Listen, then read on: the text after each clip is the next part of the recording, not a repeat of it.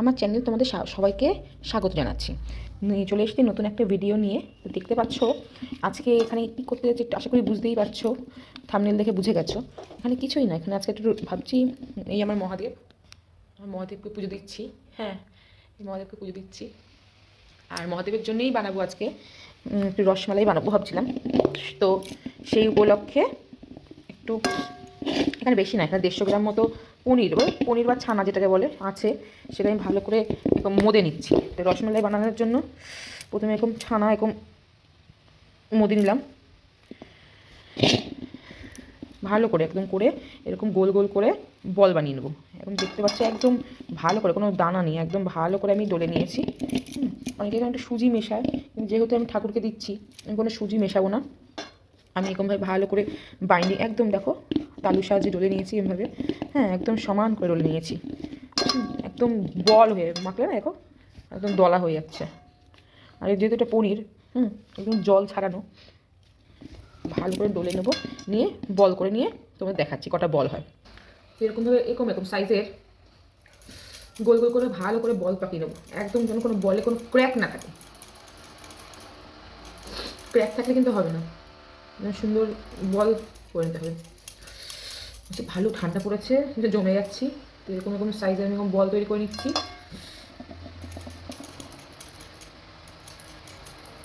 যত ভালো ঘষা হবে, মানে ঠেসে ঠেসে মাখা হবে, তত সুন্দর মিহি হবে, ক্র্যাক কম আসবে। এত ঠান্ডা পড়েছে আজকে, একদম জমে যাচ্ছে। এইসব কাজ করছে তো হাতে জলের কাজ, হাত পাতে এখন ঠান্ডা হয়ে গেছে।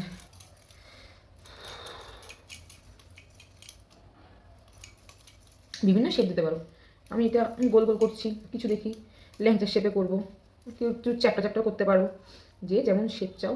এটা আমি একটু শেপের করলাম, কারণ 150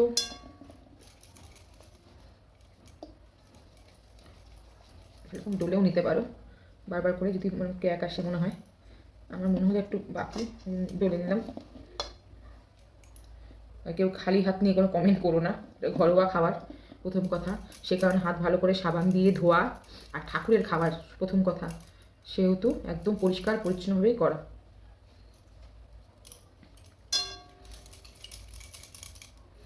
আগেরটাতে একটু দানা বেঁধেছিল, তাই আমি ওরকম করে নিয়েছিলাম। ওরকম দুটো করেও করতে পারো তোমরা, যাতে তোমাদের এক্সপিরিয়েন্স আছে। মাঝে মাঝে ডলে নেওয়া হয়, ভালো হয় মনে হচ্ছে আমার, ভালো মজা হয়নি কটা। হাতে তাল দিয়ে ভালো করে ডলে নাও।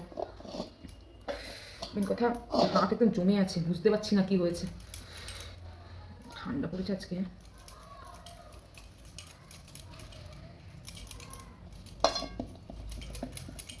আর আজকে কাঠের উনানে করবো ঠাকুরের জিনিস। আমি আলাদা করে কাঠের উনুন বানিয়েছি, সেখানে করবো, গ্যাস ছোবো না। আমি আর নিয়ে নিয়েছি 150, তো 750 মতো দুধ নেব, পুরো 1 লিটার লাগবে না। আর গুড় দিয়ে করবো, আখের গুড় দিয়ে করবো আমি। চিনিটা আজকে দেবো না, যেহেতু ঠাকুরের জিনিস, ওই জন্য আখের গুড় দিয়ে করবো। তোমরা চাইলে চিনি দিয়েও করতে পারো, পাটালি গুড় দিয়েও করতে পারো, ঠিক আছে, আমাকে মধু দিয়েও করতে পারো। আমি আখের গুড় দিয়ে করবো।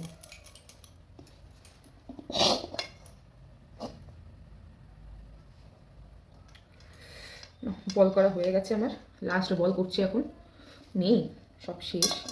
কারিয়ে কুচি যদি একটু হয়।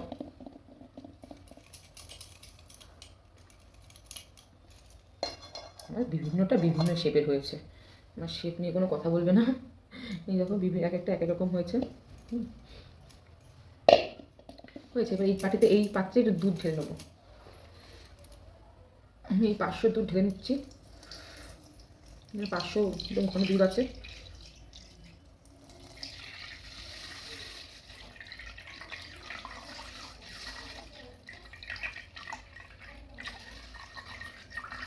এখানে 500 ঢাললাম,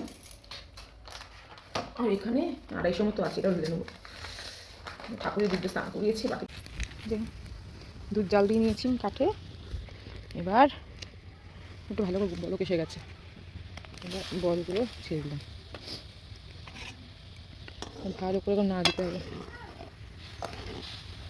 কিছুক্ষণ কম আঁচটা যেন কমিয়ে দিয়েছি, কম আছে, ভালো করে বরফ দিয়ে নেব।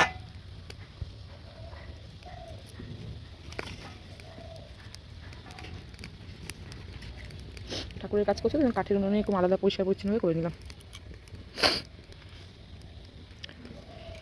এখানে কিছু এরকম কিশমিশ ছিল, সেটা ছড়িয়ে দিলাম, এখনই দিয়ে দিলাম, তারপরে ভালো করে ফুলে উঠবে। অল্প বাদাম দিয়ে দিলাম, ভালো করে দেখে এখনই বড় হতে শুরু করে দিয়েছে, ভালো করে সিদ্ধ করে নেব। এখনই ভেসে উঠেছে, এটা আরও ফুলে 2-3 গুণ হবে, তারপরে করবো। ভালো করে নাড়া দিতে হবে, কন্টিনিউ যত নাড়া দেবো তত ফুলবে। দেখো এখনই ফুলে কত বড় হয়ে গেছে, আঁচটা একদম কমিয়ে দিয়েছে। ভালো করে জাল দিয়ে নেবো।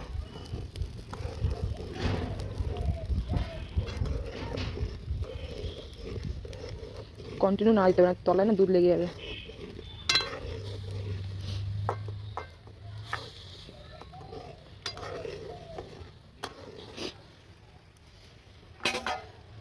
এখনই কত বড় হয়ে গেছে,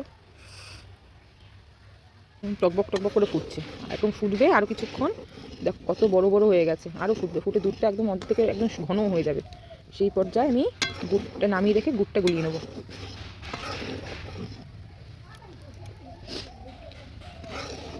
নাড়িয়ে যেতে হবে, তাহলে এপিঠে ভালো করে সিদ্ধ হবে, আরও ফুলবে। একটা বলে দেখো ফাটেনি, একটা বল আর কত সাইজে বড় হয়ে গেছে, দেখো সাইজে কত বড় বড় হয়েছে। দেখো এরকম কমে এসেছে শুকিয়ে, এবার এটাকে আমি ঢেলে নেবো, নিয়ে এই পাত্রের মধ্যে না ধোবো না, এর মধ্যে গুড়টা গলিয়ে নেবো একবার একটুখানি। যদি ডাইরেক্ট ঢালি না তাহলে গুড়টা কেটে যেতে পারে, গুড়টার জন্য দুধটা নষ্ট যেতে পারে। দেখো কত বড় বড় হয়েছে, সাইজ এখন 3-4 গুণ বেড়ে গেছে। এখানে ঠিক এতটা পরিমাণ গুড় আমি নিয়েছি, এখানে প্রায় অনেকটা গুড় আছে। ভালো করে গুলিয়ে একটু জাগ দিয়ে নেবো, তাহলে দুধটা আর কাটবে না। একটা বেড়ে গেছে, একটু কমিয়ে নিলে ভালো হয়। দেখো ভালো করে বুলবুটি ফুটে উঠেছে, দেখো মানে এটা পাক এসে গেছে। পাক যখন এসে যাচ্ছে আমি ফুলে ফুলে উঠে, দেখো আরও হবে, বুলবুট ফুটবে।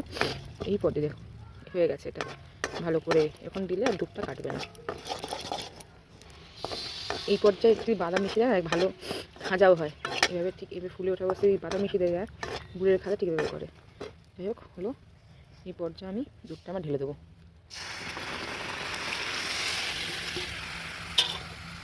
ভালো করে নাড়িয়ে নিতে হবে।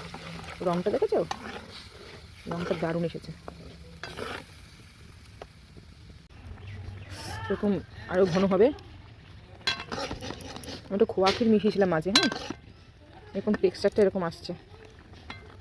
খোয়া ক্ষীর মিশিয়েছিলাম একটু লাস্টে, আরও এরকম বলগুলো একদম একটা বলও ফাটেনি, হি হি হি হি করে যাচ্ছে দেখো বলে, বুঝছো? এটা আরও ঘন হবে, আরও ঘন হবে।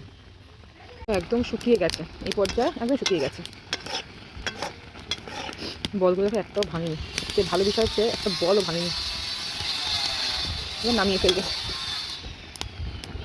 একটু ঘি মিশিয়ে নেবো, বেশি করে ঘি দিয়ে নেবো, দিয়ে ভালো করে মাখিয়ে নেবো।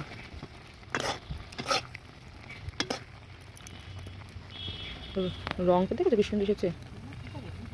হ্যাঁ দেখো একদম শুকিয়ে ফেলেছি, সুন্দর শুকিয়ে গেছে, সন্দেশের মধ্যে করে একদম ক্ষীর মাখা মাখা করে ফেলেছি। এবার নামিয়ে ফেলবো, এবার বেশি শুকালে ভালো লাগবে না। এবার নামিয়ে ফেলবো, নামিয়ে নিয়েছি আমি, এবার একটা কন্টেনার নামিয়েছি। হ্যাঁ এবার দেখো একটা বলও কিন্তু ভাঙিনি, প্রত্যেকটা বল আর দেখো নরম হয়েছে, এরকম যেন স্পঞ্জের বল, একটু নরম, বাবা গরম ছোঁয়া যাচ্ছে না। এরকম করে তোমরা বানিও, কেমন লাগে ঝটপট তোমাকে জানিও। হ্যাঁ এরকম টাইপের ক্ষীর তোমরা বাড়িতে বানাতে পারবে, এরকম খুব সুন্দর রেসিপি, ঝটপট হয়েও যায়। জানিও কেমন লাগলো তোমাদের রেসিপিটা, ভালো লাগলে একটা চ্যানেলটা অবশ্যই সাবস্ক্রাইব করো। ঠিক আছে, বাই বাই, টাটা। চ্যানেলটা সাবস্ক্রাইব করতে কিন্তু ভুলো না। হ্যাঁ বাই।